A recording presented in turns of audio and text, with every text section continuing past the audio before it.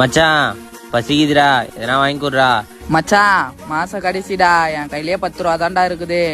சரி மச்சான், ஒரு டீ வாங்கடா, 2 பேரும் பாதி பாதி எடுத்துக்கலாம். சரி வா மச்சான் போலாம். அண்ணா ஒரு டீ ஒரு கிளாஸ். மச்சான் அது 2 பேருக்கு பாதி பாதி பிரிடா.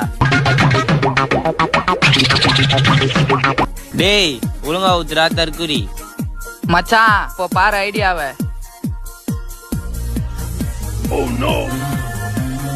டேய் மச்சான் என்னடா பாதி டீ தான் இருக்குது, என்னடா பண்றது? மச்சான் மொக்க கதை இப்போ பாரு.